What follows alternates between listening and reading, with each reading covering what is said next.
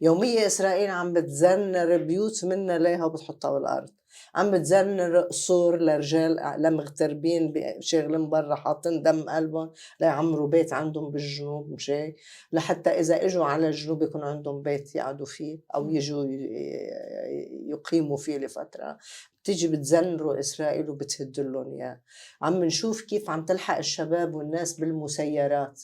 بتعرفي أنا إلي بدي مش طالعة على الجنوب ليه؟ لأنه يمكن تكون شي مسيرة وجاي وتيجي مثلا علي وعلى سيارتي. كل حدا امبارح عم تحكي معي ست على التليفون عم بيقول لها ابنها اسأليها بدي اطلع على جنوب وخايف انا تيجي علي شي مسيرة. عاملة حالة رعب موضوع المسيرات يعني. هيدا كله مش شايفينه هن؟ والله معتبرين اسرائيل إلها حق فيه. اسرائيل إلها حق فيه يقولوا لنا يجاوبوا. وزير خارجية مش نواب الأمة هن؟ وزير الخارجية قال علنا يعني وزير القوات، وزير خارجية لبنان، وزير القوات اللي قبلوه وزير خارجية لبنان. وهيدا الخطأ الكبير الجسيم اللي ما بيسوى يوقع. كان منصب وزير خارجية مفترض يختار رئيس الجمهورية ويكون شخصية حيادية مش تابعة لأحزاب. أنا مستغربة كيف الثنائي الشيعي وافق عليه، كيف حزب الله وافق عليه، حتى لو برم وافق عليه أنت حزب الله كيف توافق عليه؟ هيدا الشخص عارفينه وعارفين تاريخه وكيف قبلانينه قواته. طيب وشوي جاي عم يحكي هو بلسان حال القوات وكوزير خارجية قوات، ناسي بالمرة هو ناسي انه وزير خارجية لبنان. طيب هيدا هلا بدنا نعول عليه. انا وقت نبلش اول تصريح بس عم تسألي انه كيف قبل حزب الله حتى لو الرئيس بري قبل فيه، انه هل عنده خيار؟ ليش هل حزب الله اليوم في موقع القوي حتى يفرض ما يريد او يرفض ما يريد يعني ما لا أكيد يريد؟ اكيد طبعا. كيف مش قوي حزب الله؟ شو صار عليه حتى يصير مش قوي؟ شو تغير كتير كبيرة؟ شو تغير عليه؟ استشهد السيد، اجى قائد تاني محل السيد، شو اللي صار عليه؟ سلاحه رجع تجدد مثل ما هو أكتر ما هو كان كمان. شو اللي صار؟ شو اللي تغير؟ قوة موجودة بالبلد، هذا إنكار. إلى وزنه إنكار لا لحجم ما صار، لحجم يعني نحن ما عم نقول إنه المقاومة انتهت أو حزب الله انتهى، ولكن أكيد إنه دوره ضعف، موقعه ضعف. ليه؟ طب هلا اليوم انت ست بشرى اذا بتطلعي بالجسم السياسي، خلينا نقول، ما بدي فوت ولا خوض بموضوع العسكر ولا بدي اسال عن هذا الموضوع. بدي احكي عن الممارسه السياسيه او الاداره السياسيه لفريق المقاومه بلبنان تحديدا حزب الله. هل بتشوفي انه هذه الاداره تشبه حزب الله الذي كان قبل الحرب؟ اذا لا فاكيد انه في شيء تغير. هي المرحله ما بتشبه المراحل اللي قبل. هي ممكن يكون عنده استراتيجية لهي المرحلة مختلفة عن استراتيجياته اللي كانت للمراحل السابقة. أنا بخدها من هاي الزاوية. بس أقول إنه حزب الله ضعف وصار بطل إله وجود مؤثر بالبلد، كنا عم نضحك على حالنا يعني. شو اللي بده يضعف حزب الله؟ إذا قصة أنواع السلاح ما هي مش معمولة للداخل، معمولة لإسرائيل. يعني الصواريخ والهيدا الأشياء الثقيلة كلها معمولة للداخل، شيء معمول لإسرائيل بالأساس، سلاح معمول لإسرائيل. بس لنقول بالداخل حدا خايف منه من شيء، من شو بيكون خايف؟ مش خايف من هاي الصواريخ البعيدة المدى اللي هو بيملكها واللي محضرها لإسرائيل، خايف من تقل حزب الله، تقله السياسي وتقله التمثيلي. طيب هلا بتقولي لي خف تمثيله؟ ما خفش ابدا تمثيل. مين خايف من حزب الله اليوم بالداخل؟ ما حدا، كله يتحدث مع حزب الله كأنه حزب الله يعني الحلقة الأضعف، تشتم قياداته، تشتم رموزه، حتى يعني معتقداته تشتم اليوم عادي على الإعلام عم بتشوفي ست بشرى لا أحد يحترم حزب الله، عادي يعني مثل كأنه كانوا ناطرين هذه الفرصة وإجت هذه الفرصة، وبعضهم معمولين ربما على فرصة تانية لاستكمال ما تبقى. بتشوفي حضرتك يعني بتتابعي وبتسمعي المقابلات السياسية، النواب، الوزراء، الناشطين السياسيين، الكوادر، أول شيء بسمعونش كلهم أنا نهائي ما بسمعهم. هي واحد. اثنين، بعرف إنه هول الناطقين الرسميين باسم إسرائيل. هلا بيقولوا نظرية المؤامرة، مش نظرية المؤامرة. هن تماما عارفين حالهم إنه عم بيخدموا إسرائيل. إسرائيل عندها أذرع بالداخل اللبناني، هيدي الأذرع هي عم تتولى هيدي المهمة، إنه نحن بنعمل مشكلة لحزب الله بالداخل اللبنان. هلا حزب الله شو بيعمل؟ شو خيار؟ يفتح الحرب معه؟ مش حيفتح الحرب معه، بده يفتح الصدام سياسي معهم. لحد هلا هو ماخذ موضوع الصمت. هلا هو أخبر بحاله أيمتى بوقت معاركه، سواء معارك سياسية أو معارك عسكرية، وبوقتها يعني أنا بعرفش هن كيف بخططوا لهي الأمور. ولكن هول المتمادين ما بيمثلوا مصلحة لبنان، ما بيهمهم مصلحة لبنان. هول يا إما مأجورين، يا إما هيدي العلاقات التاريخية بينهم وبين إسرائيل، مدربين بإسرائيل ومعلمين بإسرائيل. حتى موضوع يعني تركيبة الخبريات كلها واضح مدرسة إسرائيلية، نفس المدرسة الإسرائيلية تماما 100%. بس أنت اليوم عم أنا بفرز لك هلا قولي لي أي واحد بس يصرح بيعرف إذا مخرج من مدرسة إسرائيل ولا لا. بس أنت اليوم أنت اليوم عم تحكيني عن حدا، يعني عم تحكيني وكأنه نحن بمرحلة الثمانينات، ما نحن تغيرت التحالفات وتغير البلد، إنه هول الناس أوكي بفترة ما كان عندهم علاقات مع إسرائيل، ما تغير أبدا، بالعكس هلأ الخطر تبعهم موجود. هلأ هول باللحظة اللي أنت صار عندك مقاومة، صار عندك سند كتير قوي، حررت لك الأرض، كان عندك شريط محتل يعني ممثل ثلث الجنوب تقريبا، حررت هيدي المنطقة كلها، عملت نوع من الرد على إسرائيل، مخوفة إسرائيل بمكان ما، وبتحسب لها إسرائيل ألف حساب، وهي إسرائيل بتعترف على لسان رئيس وزرائها هاي الشخصية التاريخية هيدا اللي يعني قسوة أقصى نسب الإجرام الموجودة جواته. هيدا الشخص يعني مركب على الإجرام، هو ذاته عم يحكي بأهمية حزب الله وبقوة حزب الله وما يمثل من خطر. أنت كلبناني بهيدا اللحظة، أنت لما طلع عندك قوة هالقد قادرة ومتحكمة، وهيدي القوة الوحيدة اللي رادعة إسرائيل بحدود ما، أو هاي القوة الوحيدة اللي مشكلة خطر على إسرائيل، وإسرائيل بتحسب الحساب. مفروض تشوف حالك فيها، أنت بتحافظ عليها إذا أنت لبناني. شو مشكلتهم مع حزب الله بالداخل؟ ما عندهم مشكلة، ولا يوم رفع البارودي على حدا منهم هون. شي يوم رفع بارودي على سامر جعجع، شي يوم هاجم بشرة، شي يوم طلع على شو اسمه على شي مطرح من مطارحهم على كسروان أو مش عارفة وين أو جبال أو شي، وشكل تهديد وخطر على هيدا العالم، على ممثلين، مش على الشعب. عم بحكي شعب بكل المناطق، في شعب يحترم المقاومة، بيقدر المقاومة، والناس وطنية. أنا أبدا ما بشكك بوطنية هاي العالم، ولكن بعض الإفرازات الموجودة بالمجتمع اللبناني وللأسف مثلا بمجلس النواب، وللأسف كمان أنه بعضهم منصبين حالهم زعماء على الطوائف وعلى الناس. هن زعماء على فئة معينة بس، مش على كل الطوائف اللي بيقولوا نحن ممثلين هاي الطائفة وهاي الطائفة. ما حدا بيقدر يختصر الطائفة بشخصه يعني، أي طائفة كانت. فهول الناس كلنا بنعرفهم، بنعرف تاريخهم، وبنعرف انه هول شغلتهم وظيفتهم هلا اللي عم يقبضوا حقها هي انهم يتناولوا المقاومة بالسلبي. طيب أنا محلهم باللحظة اللي في خطر على لبنان، لو أنا وطني عن جد ما بعملها هاي. حتى اللي مستأجرني لأنا لقيت له حزب الله بقول له بهيدا اللحظة نحن وضعنا بخطر، نحن اليوم لبنان كله بحالة خطر.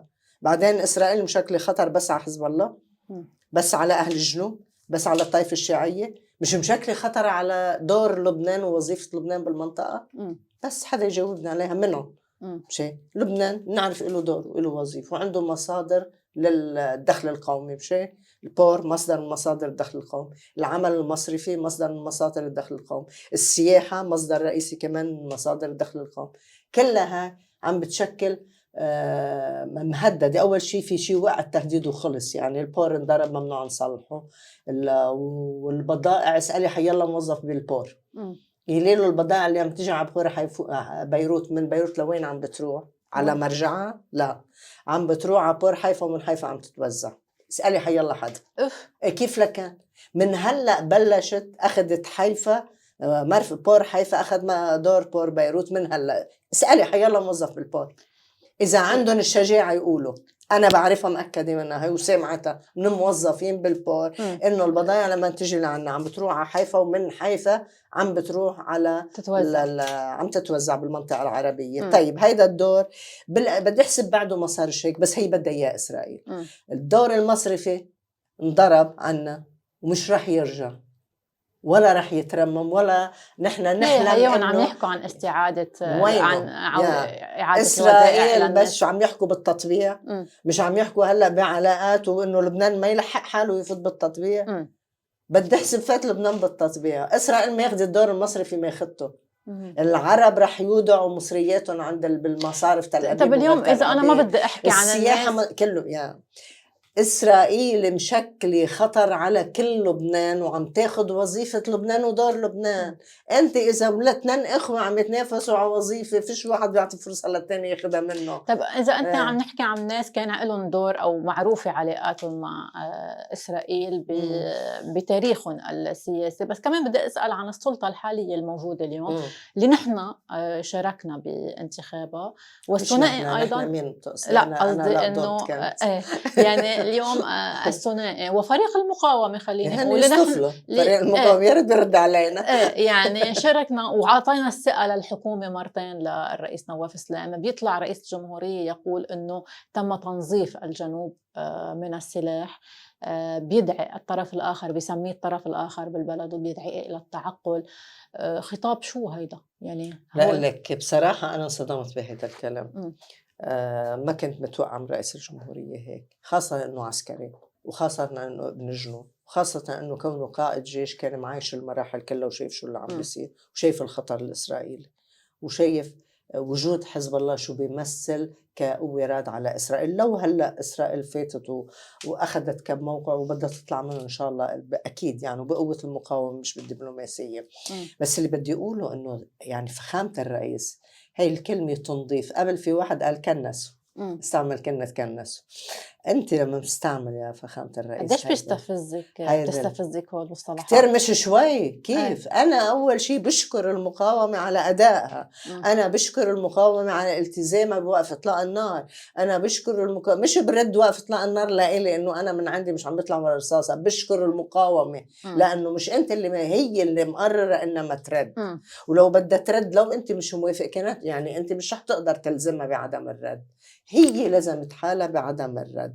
أنت مفروض أنت تشكر المقاومة على هيدا المواقف، ومفروض أنت يعني لما بدك تجيب سيرة المقاومة بدك تحكي مثل ما بيحكي الفرنساوي عن مقاومته لما قاوم النازية بفرنسا، مثل ما بتحكي الجزائر عن مقاومتها لما قاوموا الاستعمار الفرنسي. يعني بدنا نحكي عنها بكل إكبار وبكل تقدير وبكل احترام للمقاومة. نظفنا، كان يوسخ وعم ننظف المنطقة منه. طيب هو بدوش، أنا بدي هول الوسخات يضلوا عندي، أنا بدي المقاومة تضل. أنا كجنوبية كلبنانية مش كجنوبية، انسيلي أنه أنا من الجنوب، أنا كلبنانية وجود المقاومة أنا بيعمل لي ضماني لإلي، بيعمل لي ضماني أنه إسرائيل ما فيها هلأ توصل على خلدي وتاخدني من بيتي. إسرائيل ما فيها ترجع تفوت على بيروت وتحتل بيروت لما احتلتها ب 82. شو اللي بيمنع؟ الجيش حيمنعها؟ الرئيس بالدبلوماسية تبعه حيقدر يمنعها؟ ليش عمل هيك برأيك؟ ليش برأيك رح نحكي عن أنا مش عارفة ليش رئيس الجمهورية اللي أنت عم تقولي إنه هو ابن الجنوب وبيعرف على الأرض. لا أنا كنت مغشوشة. أنا لقيت حالي كنت مغشوشة برئيس الجمهورية. إيه لأنه لو فخامة الرئيس عنده رؤية استراتيجية، عنده بعد نظر استراتيجي وعنده فهم عميق للسياسة ولهي المشكلة كلها، مشكلة الوضع العام بالمنطقة كله وموقع لبنان بهيدي بؤرة التوتر الكبيرة، لو عنده فهم عميق لإله ما بيحكي بهي الطريقة. كان يعني أنا انصدمت أنه أنا مش قدام رئيس جمهورية عارف المرحلة كلها وعارف ملابساتها وإشكالياتها ومخاطرها والحلول كيف ممكن تكون ومن وين. وكنت مخشوشة أيضا برئيس الحكومة ولا؟ لا من أول يوم ما قبضتوش. أنا مستغربة كيف حزب الله عطاه الساعة. ما أنتوا في ناس مفروض تقروها صح يعني. هلأ عايش برا وعارفين أنتوا مفروض عاملين دراسات عنه وعارفين طموحاته وخططه للمستقبل شو هي، وبعدين من أول يوم بين العنوان عليه من أول لحظة يعني. أنت كيف تعطي فرصة لحتى يحقق مكاسبه هو ومخططاته لمستقبله الشخصي؟ أعطوه فرصة كاملة من خلال هذا الموقع أنه أنا رح أنزع شو رح خلص لكلمة نزع هذه بسموها حصرية سلاح. حصرية. خلي بس إسرائيل تحصر السلاح وبس الدول المحيطة فينا تحصر السلاح. بنحكي نحن بحصر وين السلاح. كله سوريا ما عادش فيها سلاح وهي راحت على مفاوضات مع العدو. معلش لا كانت حاصرة سلاح لما كانت ضد إسرائيل. مش حاصرة، كانت فيها تعددية جهات مسلحة بسوريا لما مم. كانت بعدها معادية لإسرائيل. مم. إسرائيل ما فيها حصر سلاح، لأنه إسرائيل المستوطنين كلهم مسلحين وعندهم هيكليتهم العسكرية الخاصة بشيء، وهن مولجين بإدارة الشؤون المدنية بالداخل، يعني بقوة السلاح بديروها إذا حسوا بخطر من مواطن فلسطيني موجود بالأرض ال 48 اللي تابعة للكيان بسموها دولة إسرائيل. رسميا شرعيا دستوريا مواطن عندهم، ومع ذلك المستوطن حامل سلاحه بيقدر يتحكم فيه هو، وبيقدر يقوسه ويقتله، بيقول هيدا كان جاي بده يفجرنا أو جاي بده طعم بالسكينة أو جاي تحت أي حجة بيقدر يقتله. يعني ما في حصرية سلاح. بسوريا يما كانت الدولة بوجه الكيان الإسرائيلي واقف كان ما عندهاش حصرية سلاح، عندها جيش شعبي. بالعراق ايام الرئيس صدام حسين الله يرحمه كان في جيش شعبي اللي هو جيش القدس، وبعد منه في الحشد الشعبي كمان، هيدا جيش شعبي عنده آلياته العسكرية وهيكليته وأوامره بياخدها منه فيه، ما بياخدش أوامر من الدولة يعني. فقصة عدم حصرية السلاح هيدي مسألة متعارف عليها موجود. طب ليش كل هيدي التجاوزات وهيدا الاستفزاز بالحكي بالتصرفات والمشروع ماشي مثل ما هو؟ أول شيء اتخاذ قرارات بنزع السلاح أو ما يسمى خطة الجيش، كنا بجنوب الليطانة وهلأ عم ننتقل إلى شمال الليطانة وسكت عن هذا الأمر، واليوم ورحنا على المفاوضات السياسية المباشرة خلينا نقول تحت عنوان لجنة الميكانيزم.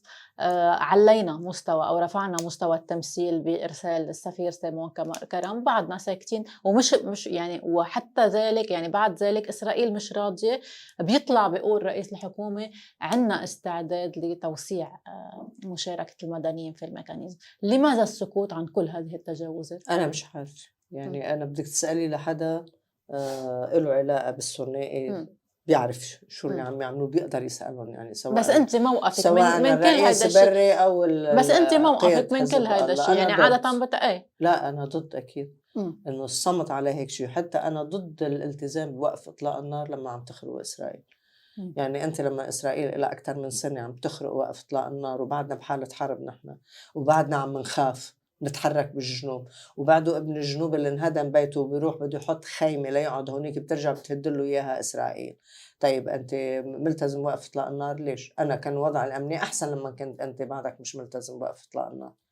المقاومة اليوم يعني. بيقولوا لك طب شو بدك تعملي بالناس واذا صار في حرب؟ ما هي الناس ما هلا الناس مش عم تقدر تقعد بالجنوب، ما الناس عم تهدم بيوتها. ما اسرائيل في بلدات منا ليها ما حتى بالكامل بعد وقف اطلاق النار. انت ساكت كمقاوم ليش؟ انا ضد الصمت هيدا. انا مع يرجع هو يخرق كيف خارق وقف اطلاق النار يرجع. طالما هي ما بدها توقف اطلاق النار ما توقف انت.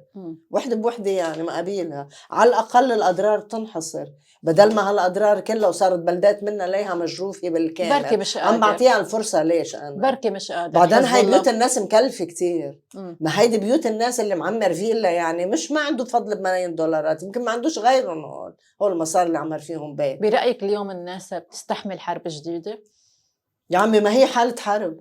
ليش انت هديت خلصت الناس من الحرب؟ انت هلا فيك تروح تطلعي على ماس مرتاحة نفسيا؟ ما فيك تضمني انه ما يجيش الاسرائيلي يسحبك من بيتك اذا كنت بماس؟ انا بضمن ما الاسرائيلي يعمل لي شيء؟